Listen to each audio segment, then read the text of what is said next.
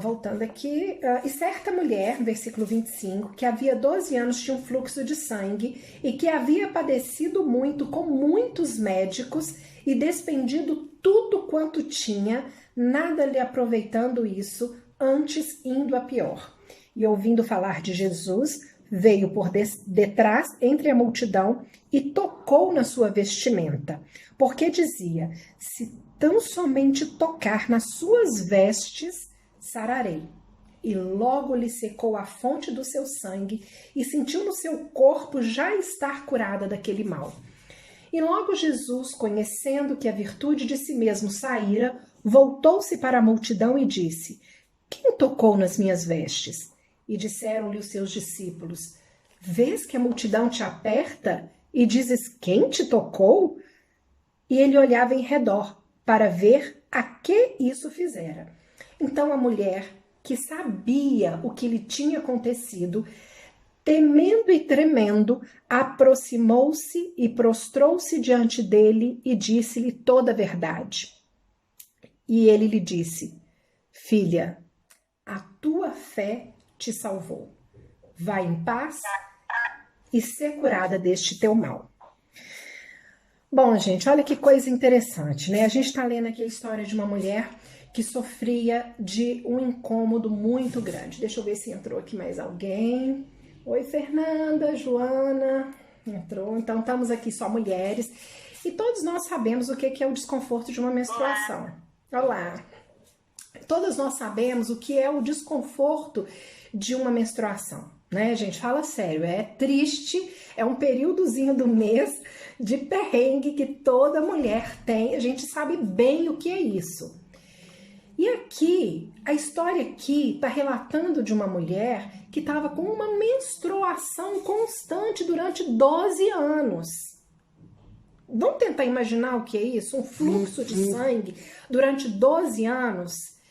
E aí, gente, o incômodo é enorme. Eu sei que cada uma reage de uma forma nesse período, né, mensal aí de cada mulher, né? Como se diz antigamente, no período das regras. Cada uma tem mais cólica, outras tem menos, uma tem uma TPM terrível na véspera, outras nem tem. Cada uma reage de uma forma. Mas todos nós sabemos que é um incômodo. Eu tive, assim, fala igual o povo de antigamente, as minhas primeiras regras, eu tinha 13 anos de idade. E no início era um descontrole total. E eu me lembro que eu chegava a ficar, assim, 2 semanas. Eu ficava até 15 dias sangrando. E eu sei, olha, eu tenho na minha mente um episódio que me marcou muito. Porque você imagina, eu com 13 anos na escola, 7º ano, né, 7ª série. E aquilo não parava. E toda hora eu tinha que ir na casa de banho, né, no banheiro, trocar e aquela coisa toda. E eu me lembro uma vez que eu tive que ir embora da escola, porque não parava, era um fluxo tão intenso que começou a me sujar, e sujou a roupa, e sujou a cadeira, que eu estava sentada dentro da sala de aula só de adolescente. E assim, eu não sabia o que fazer, eu tive que chamar a professora, e eu, na época, muito envergonhada, sentindo assim, muito constrangida de falar o que estava acontecendo, mas eu tive que falar, e uma colega que sabia se atreveu aí falando. E aí eu falei, olha, eu vou ter que ir embora para minha casa, como é que eu faço? Eles não permitiam, na minha época, pelo menos, acho que até hoje, um aluno de 7ª série sair da escola simplesmente, né? Sem autorização de pai e tudo. Então tiveram que ligar para minha casa. E eu tinha vergonha até. Eu lembro que o meu irmão mais velho atendeu e eu não sabia. Quem ligou foi o vice-diretor. E ele ligou falando, olha, você tem que buscar sua irmã porque ela tá menstruada, ela se sujou toda de sangue. E eu fiquei assim, porque a professora então contou pro vice-diretor e eu fiquei com vergonha dele, do meu irmão, de todo mundo. Ficava assim, meu Deus. E isso numa sociedade que isso é normal. Agora nós estamos falando de uma mulher em que, gente, ali não era só o incômodo. Era muito mais. Primeiro que não era alguns dias no mês. Era dia após dia, ano após ano. Durante 12 anos. E no caso dela, aquilo ia muito, muito, muito além do incômodo. Porque não era uma questão de lidar com o sujo. As limitações que o estado dela, se a gente lê a lei judaica, a mulher durante o período dela menstrual, ela era considerada imunda. Ela não podia ter vida social, ela não podia ir nem na sinagoga, quer dizer, ela não podia pisar nem o pátio da casa do Senhor, ela não podia. Ela não podia se relacionar com as pessoas, ela não podia tocar e não podia ser tocada. Ela estava no período de imundície dela. E essa mulher, ela está há 12 anos imunda. Ela está há 12 anos sofrendo desse mal. E ali não bastava as limitações que o sangramento impõe. Porque a gente sabe que o sangramento, ele limita a gente. Tem um monte de coisa que a gente não consegue fazer nessa época, né? Usar calça branca, no nosso contexto, nem pensar. Usar uma roupa clarinha, branquinha, nem pensar. Esporte, nem tudo, não dá para fazer. Tem coisa que não dá para fazer, não dá para você pegar, tá um calorão lá, vamos todo mundo pra praia, pro clube, pra piscina. Você não consegue, porque muitas vezes você é limitado. Eu sei que hoje existem recursos para amenizar isso, mas é limita. Só que não bastava, no caso dessa mulher, ir além, não bastava a limitação do sangramento, não bastava dor, cólica, eu não sei se ela sentia, se ela padecia dessas dores, fraqueza, talvez uma anemia, gente, porque eu perder a mulher sofria, ela tinha ali outros problemas acarretados por isso, mas o sofrimento dela ia muito além. É uma mulher que padecia de uma doença que a tornava impura, que a excluía da vida social, que a discriminava, uma mulher que não podia se relacionar e nem mesmo dentro da sua família. Os vínculos sociais dela eram inviabilizados, já que ela não podia conviver, tocar, ser tocada. Então, é um relato de um sofrimento muito grande, mas também é um relato de uma fé muito grande. É um relato de uma ousadia sem tamanho. A ousadia dessa mulher, que não podia pisar nem no pátio da casa do Senhor, e que ela vai lá encontrar com o próprio Senhor, que ela enfrenta todos os medos, os temores, toda a discriminação, e vai ali, porque nada disso foi suficiente. A situação dela, miserável, de exclusão, não foi suficiente para impedi-la de se aproximar do Senhor. E Jesus estava ali, andando, cercado por uma multidão que lhe exprimia, uma multidão que lhe apertava, mas uma multidão que não lhe tocava. Olha, ali você pode... Gente, muitas pessoas que estavam ali cercando Jesus, pegando em Jesus, tocando Jesus, tocava ali, mas não tocava. Sabe, não recebia dele poder, virtude, porque pegava nele com o espírito da religião. E aí fica uma reflexão, quem que nós queremos ser? Nós queremos fazer parte do frenesi dessa multidão que quer andar com ele, que quer estar em todos os cultos, em todos os eventos sociais, que quer estar aí na onda dos eventos religiosos, dos curiosos, que querem estar por dentro de tudo que está acontecendo, e se for novidade, melhor ainda. Aliás, crente adora, né? Uma novidade, ó, ali naquela igreja, uau, faz isso, ali naquela igreja acontece aquilo. Crente adora uma novidade, né? Um modismo, uma onda nova. Mas, gente, Jesus não está atrás de fã-clube. Ele está rodeado, ele tá rodeado de gente que ora sem crer, que prega sem cultuar, que pega sem tocar, que canta sem adorar, que está movido por uma religiosidade,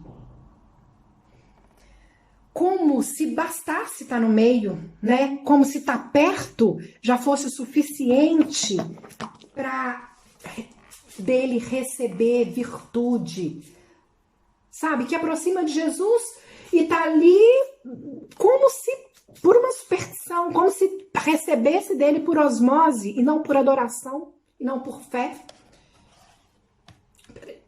Não, a luz tá incomodando ali, afastei um pouquinho o telefone para ver se não pega a luz atrás. Não por fé. Mas essa mulher é diferente porque ela tocou o coração dele. E você sabe por que ela foi curada de imediato? Porque, gente, quem carrega quem em si, a fé daquela mulher, quem carrega fé, carrega consigo a resposta da oração. A fé que aquela mulher tinha, ela enfrentou todas as adversidades porque ela sabia que ela ia receber. E quem se aproxima de Deus assim, já recebeu.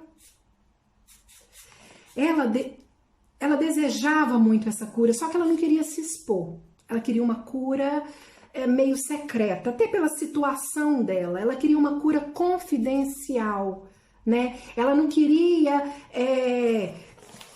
que ninguém visse, que ninguém percebesse que era ela, que ninguém soubesse. Talvez ela tivesse ali até com uma capa, alguma coisa para se disfarçar. Ela queria passar desapercebida, mas ela sabia que se ela tocasse Jesus, ela ia ser curada. E ela sabia, gente, que o poder estava nele. Que o poder estava nele. E é interessante porque eu estava até lendo aqui, eu fiquei pensando uma coisa quando eu li, deixa eu ver se eu acho aqui um versículo, quando diz assim, quer ver, ele tocou, e se tão somente tocar nas suas vestes, já sararei, né?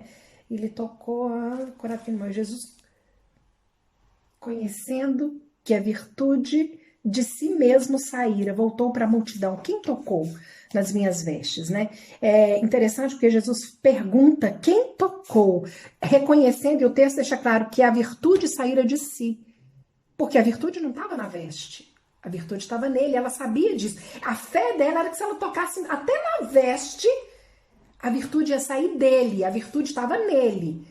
E ele deixa isso claro, que a virtude saiu dele, né? Porque senão daqui a pouco já vem a religião do pano ungido, pedacinho de veste que cura.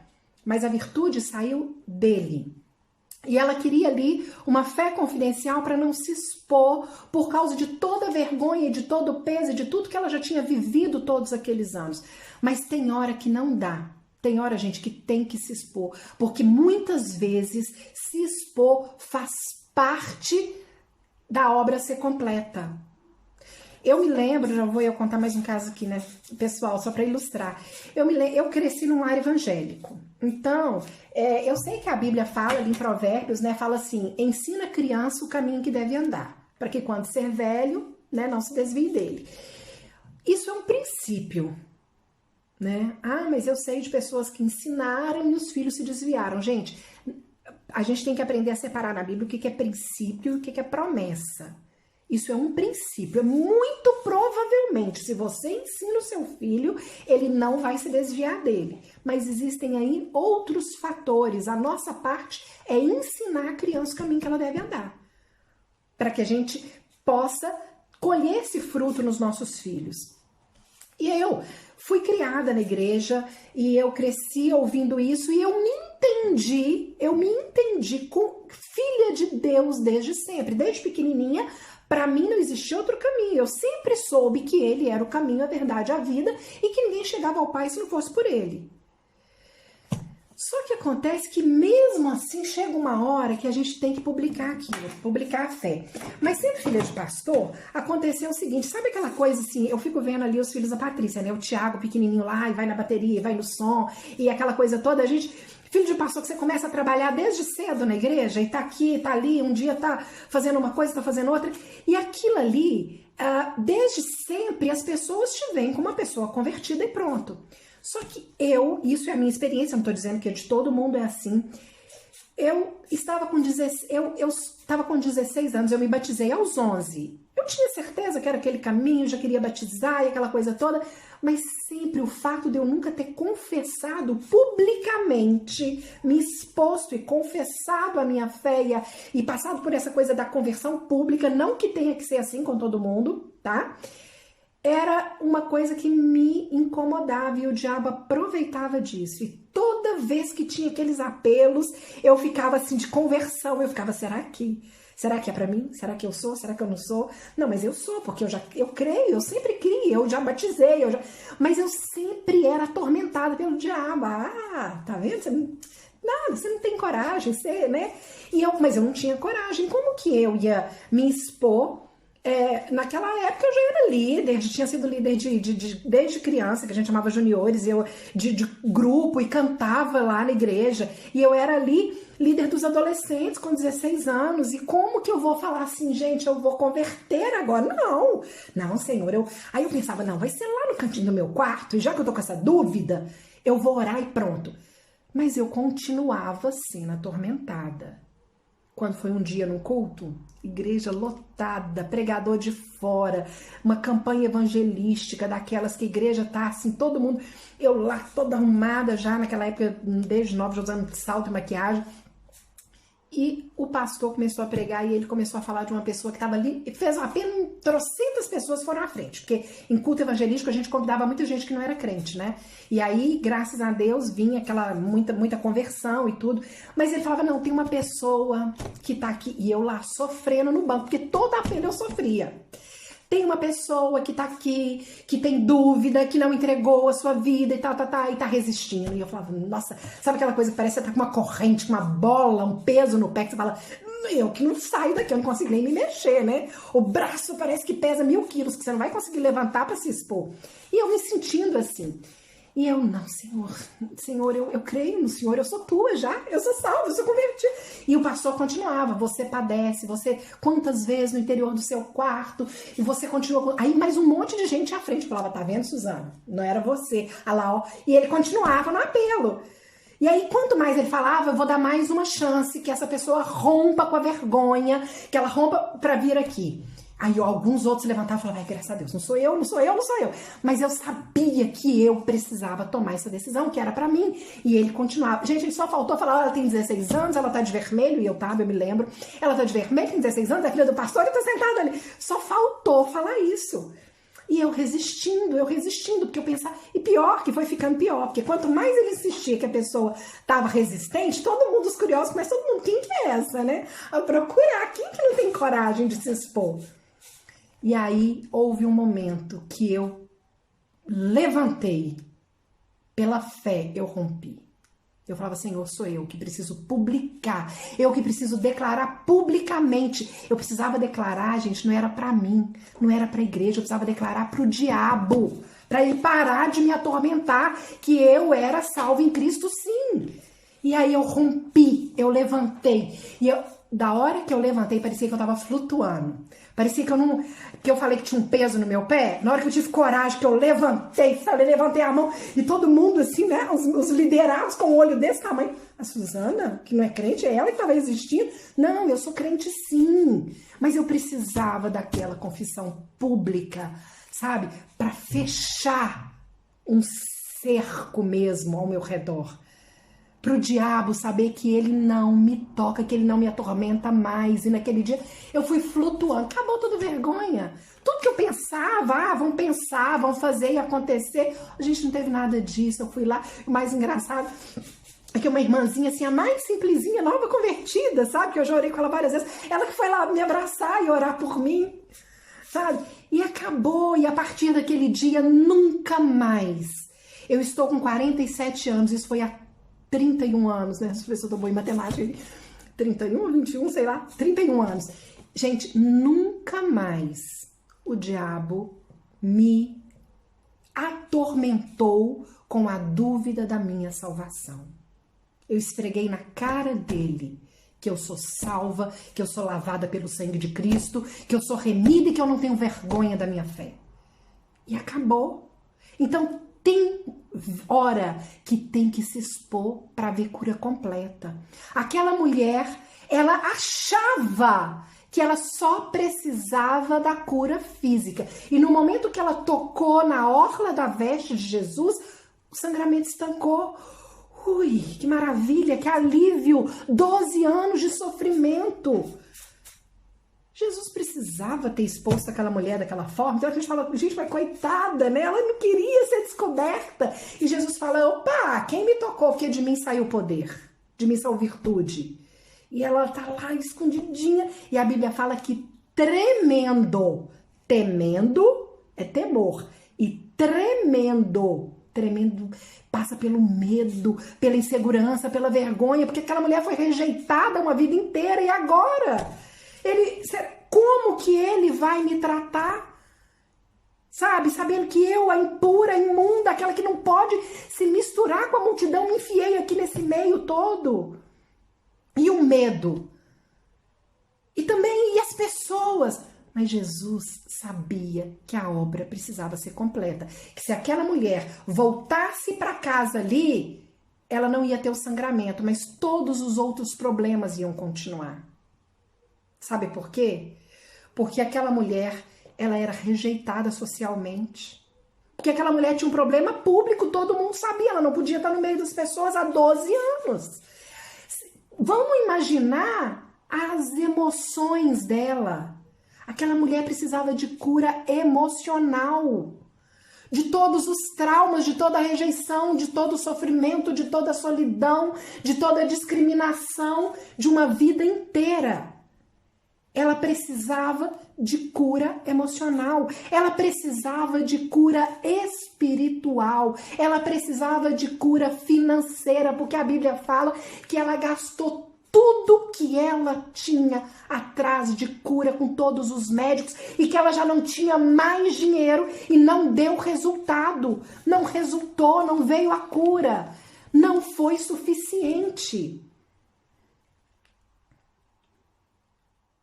Ela precisava, e Jesus sabia, que no momento em que ele não deixasse ela ir para casa, se escondendo mais uma vez para continuar sem sangramento, mas continuar escondida o resto da vida dela, padecendo os traumas emocionais, ele sabia que a obra não seria completa.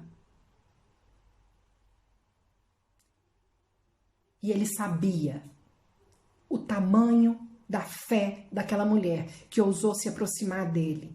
Ele não podia fazer isso com ela.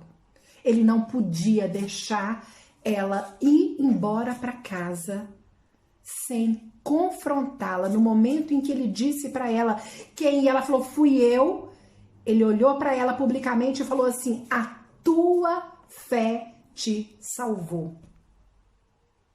Olha aqui ele deixando claro que quem salvou não foi o paninho da roupa dele, né?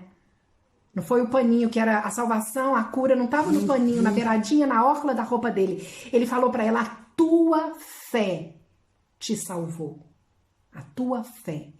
E naquele momento, toda a multidão que estava ali soube que aquela mulher não era mais imunda, que aquela mulher não era mais suja, que aquela mulher não padecia mais daquele mal, que aquela mulher poderia se movimentar livremente naquela sociedade, porque Jesus fez a obra dele, que a solidão terrível, ela não era mais refém da agonia física e espiritual e social que ela passou durante muito tempo. Deixa eu só ver aqui o que que ela não precisava de mais nada disso. E aí, gente, isso me fez pensar quantas vezes, né, a gente às vezes tem testemunhos de coisas que Deus fez na vida e às vezes a gente quer descrição, a gente quer, sabe, ficar só entre eu e ele. Tem coisa que é entre você e Deus, mas tem coisa que precisa ser contada, precisa ser testemunhada, primeiro para o louvor da glória dele, ponto. Não é igual quando ele curou o cego. Senhor, ele nasceu assim? É por quê? É pecado? Não, é para que a glória de Deus se manifeste nele e todo mundo saiba, é para testemunho, é para o louvor da glória dele. E segundo, é por você também, porque quando você conta, você cresce, você firma a sua fé. E terceiro é pelo outro. O outro precisa do seu testemunho para que ele seja fortalecido, para que ele também, sabe, que vocês já viram quando a gente ouve um testemunho de alguém, aquilo não cresce dentro da gente, a fé, você fica assim, nossa, você fica sentindo tão poderoso quanto o outro que viveu aquilo, cheio de ousadia, querendo experimentar também, porque o testemunho desperta isso. Então a gente tem que contar para que outros também possam ser abençoados por aquilo que Cristo fez na nossa vida. Então tem hora que não dá para ser no silêncio, no escuro, na caladinha, né? Nicodemos buscou Jesus na caladinha da noite, né? E aí Jesus falou com ele aqui, Nicodemo, não adianta você me procurar aqui, meu filho, porque a obra é maior. Você vai ter que nascer de novo. Então tem hora, gente, que a gente precisa publicar a nossa fé. E outra, e eu queria finalizar com esse desafio também, sabe, de ser aquele que busca, porque o Pai procura o verdadeiro adorador, aquele que busca a experiência verdadeira, profunda, genuína, aquele que realmente quer uma experiência de fé, porque o que salvou aquela mulher foi a fé. E não adianta a gente ser mais um na multidão que seguia Jesus.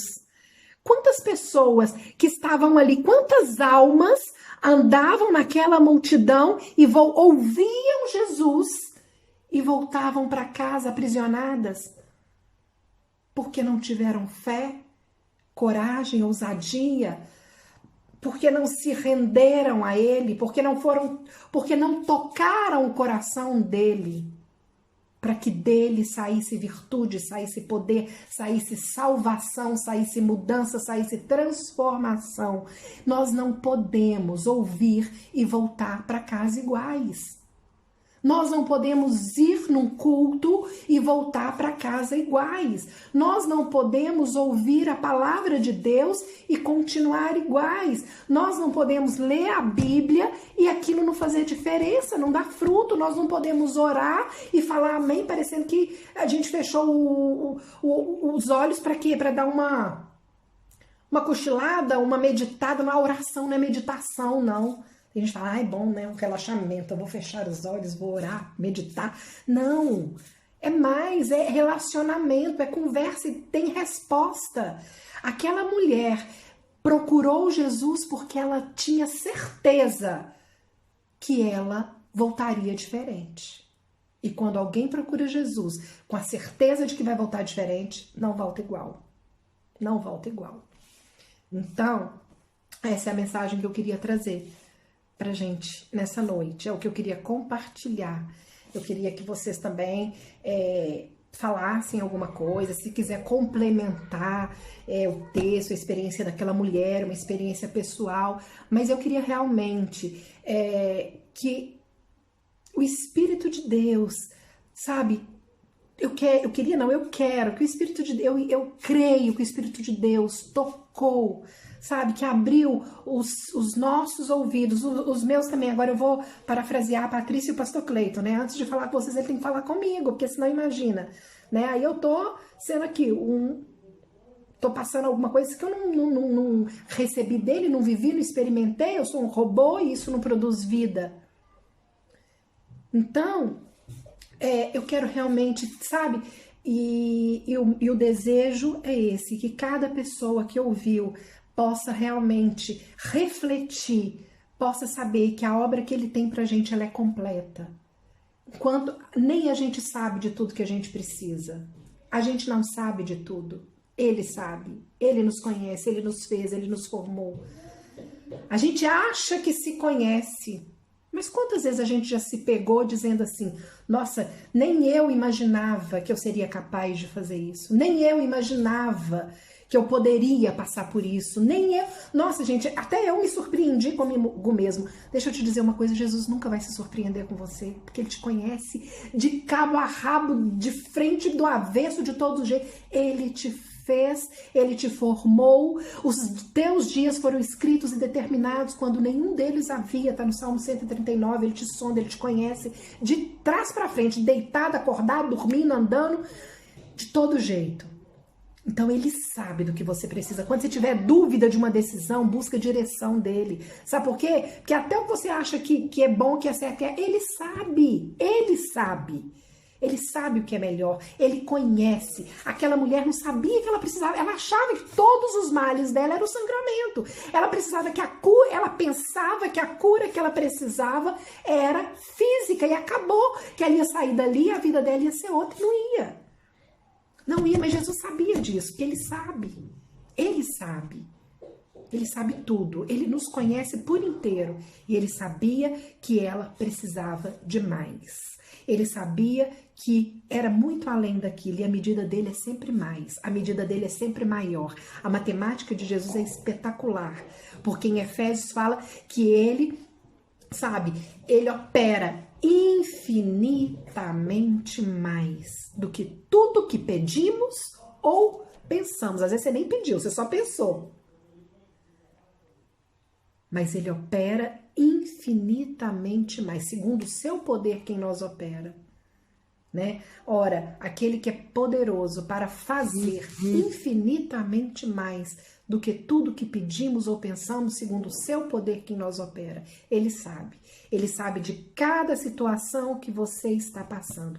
Ele conhece todas as suas dificuldades. Gente, não pense que a sua situação é tão grande que ele não sabe. Ele conhece todas. Todas. Ele sabe as suas necessidades, até as que você não sabe que tem, mas tem, e ele sabe. Aquelas que você enumerou, então, aquelas ali tá no caderno. Quando você pôs o seu caderninho, já tava no dele, ó. Ele sabe se é emprego, se é trabalho, se é relacionamento espiritual, se é relacionamento conjugal, se é a questão, sei lá, você que tá aqui, a sua residência, uma outra porta de trabalho, se é financeiro, se o seu problema é financeiro, se o seu problema é a salvação dos seus filhos, se o seu problema é a conversão do seu marido, se o seu problema é um problema seu, que você precisa vencer, ele sabe. Ele sabe, e segundo o seu poder, quem nós opera, ele quer fazer infinitamente mais. Você está pedindo a cura do seu sangramento físico e ele quer te dar a cura do sangramento físico, ele quer te dar a cura das emoções, ele quer te dar a cura espiritual, ele quer te dar a cura financeira, porque a obra dele é completa. Ele não deixa pelas metades. Quando o cego disse, eu vejo homens como que árvores andando, Jesus falou, então deixa eu completar, eu queria, ali ele teve um propósito de fazer em etapas, mas de completar a obra. A obra dele é completa. Que Deus abençoe a cada uma. E se vocês quiserem agora compartilhar alguma coisa, abram os microfones e participem, falem, enfim.